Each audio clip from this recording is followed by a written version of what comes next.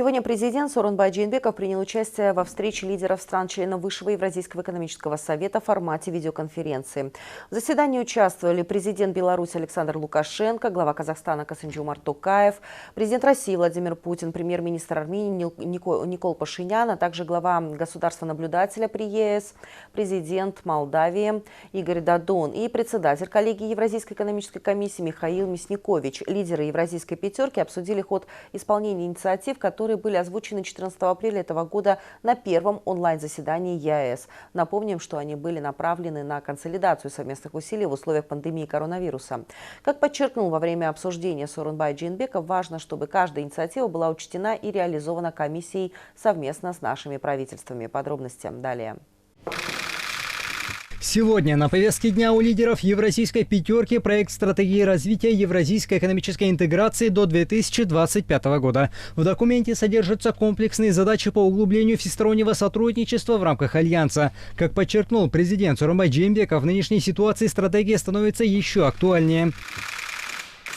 Сейчас главное для наших стран – это свободное передвижение товаров внутри Союза и обеспечение продовольственной безопасности. Как и в предыдущий раз, Сооронбай Жээнбеков поднял перед коллегами вопросы устранения таможенных барьеров и создания зеленых коридоров для экспорта продукции, а также предложил рассмотреть возможность обеспечения свободы транзита товаров и грузов, следующих из Европы, Украины в Кыргызстан.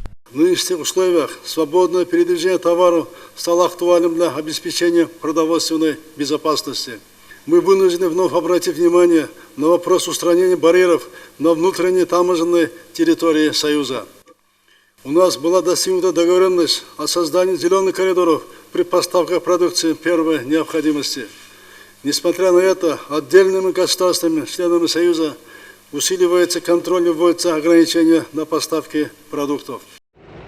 Существующий механизм устранения барьеров неэффективен, считает Сооронбай Жээнбеков. У коллегии Евразийской экономической комиссии отсутствует достаточно полномочий, а некоторые члены Альянса не исполняют решения в полной мере. Сооронбай Жээнбеков предложил наделить коллегию ЕЭК правом обращения в суд Евразэс по наложению штрафных санкций при неустранении барьеров.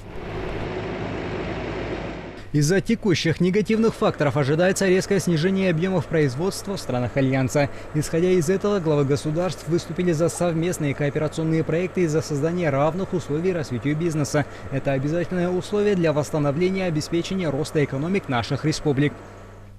Перед нашим объединением стоят действительно большие масштабные задачи. Много предстоит сделать для того, чтобы окончательно победить эпидемию коронавирусной инфекции, восстановить рост экономик, решить вопросы, связанные с социальными проблемами. Разумеется, Россия будет в постоянном контакте со всеми нашими коллегами и друзьями. Мы найдем способ активно работать, так как это сделала Беларусь. И еще раз хочу подчеркнуть, Россия заинтересована в развитии нашего объединения. Одной из наиболее особых проблем называют вопрос обеспечения населения продовольствием. Поэтому сегодня нам крайне важно найти пути сохранения сельскохозяйственных и промышленных отраслей наших стран, одновременно приняв все меры по защите людей. Особенно в поддержке нуждаются те секторы экономики, которые в наибольшей степени пострадали в условиях эпидемии. Как считает политолог Игорь Шестаков, новые механизмы поддержки бизнеса можно запустить благодаря таким финансовым структурам, как Евразийский банк развития и Евразийский фонд стабилизации и развития. Нашим предпринимателям необходимо воспользоваться вот этими инструментами, которые бы поддержали товаропроизводство в сложный и критический экономический момент. Тем более, что и на уровне президента Кыргызстана, на уровне правительства Кыргызской республики эти вопросы уже обсуждались и поднимались для того, чтобы именно сейчас, я думаю, вот те средства, которые есть у Евразийского союза, они должны быть максимально задействованы. Также главами государств был обсужден вопрос тарифообразования на транспортировку газа. Кыргызская сторона выступила за принятие согласованного всеми сторонами проекта международного договора в реальные сроки. Относительно вопроса тарифообразования на транспортировку газа хочу отметить следующее. Формирование общего рынка газа Евразэс является одним из важнейших приоритетов нашего сотрудничества. Это важный элемент обеспечения энергетической безопасности наших стран. Рынок газа Евразэс формируется не только из собственного производства, но также включает поставку газа из третьих стран.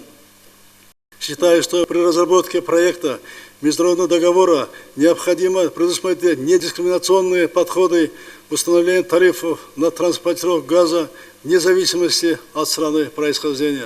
Во время обсуждения лидеры Евразийской пятерки подчеркнули, что каждая страна заинтересована в том, чтобы обеспечить динамичное развитие объединения. За прошедшие 5 лет ЕС принес ощутимую отдачу, и сейчас мы продолжаем решать важнейшие задачи по развитию национальных экономик и повышению уровня жизни наших граждан. Мы считаем, что в Едином экономическом союзе большое значение должно иметь гармоничное развитие и сближение экономик.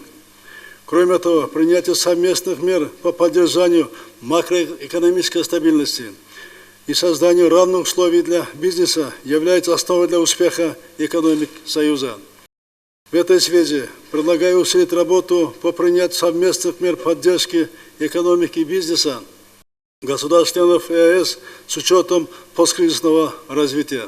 Сотрудничество по линии Евразийского экономического союза в данных условиях мы рассматриваем как приоритетное направление и ключевой элемент восстановления экономики. Как вы знаете, принят ряд мер, направленных на обеспечение продовольственной безопасности, обеспечение доступности диагностических и лекарственных средств, используемых в борьбе с коронавирусной инфекцией. Подписано совместное заявление, направленное на развитие взаимодействия в сфере здравоохранения и борьбы с пандемией. Считаю, что парламент Узбекистана на днях принял очень важное решение о вступлении страны в качестве наблюдателя в Евразийский экономический союз, и полагаю, что мы должны приветствовать это решение. Сегодня по итогам заседания был принят ряд документов касательно стратегии развития евразийской экономической интеграции до 2025 года. То глава государства выступил за доработку ее проекта с учетом актуализации и внесения корректив от ожидаемых негативных тенденций в посткризисный период. В ходе обсуждения стороны выразили необходимость внесения изменений и доработки самого документа. В целом со стороны Кыргызстана были высказаны предложения по формированию института развития и сокращения барьеров взаимной торговли.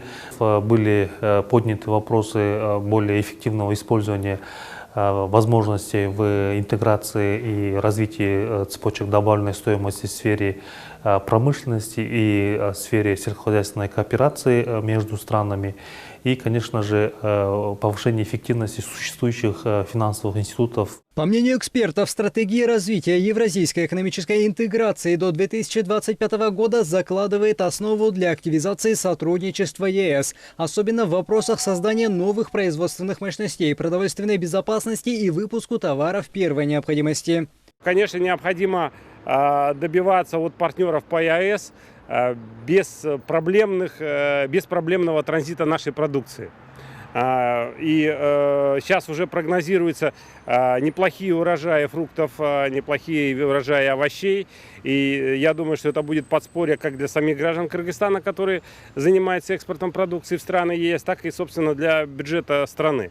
Отметим, что даже во время чрезвычайной ситуации сельхозпроизводители Кыргызстана продолжали выращивать продукцию. Например, за 4 месяца этого года из Бишкекской центральной лаборатории по карантину растений было выписано 7200 сертификатов на экспорт 80 тысяч тонн сельхозпродукции.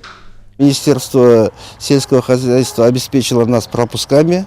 Мы выезжали на места, осматривали, отбирали образцы и сдавали в лабораторию. Не повлияло, а также грузы сельхозназначения беспрепятственно проезжали по постам. Подытоживая очередную встречу, лидеры Евразийской пятерки отметили, что в это непростое время очень важно поддержать наших граждан, находящихся в странах Союза. Как подчеркнул Сооронбай Жээнбеков, в сегодняшней ситуации важно сохранить благоприятные транзитные возможности для возвращения граждан на свою родину. Также глава государства обратил внимание на цифровую повестку ЕС, которая идет медленными темпами. Необходимо ускорить цифровизацию промышленного сотрудничества, созданию цифровой прослеживаемости товаров, электронной биржи труда, а также развитию цифровых транспортных коридоров, подытожил Сооронбай Жээнбеков. Бекмамат Асанбек уулу, Мадина Низамова, Джанадиль Абубакир уулу, ЛТР Бишкек.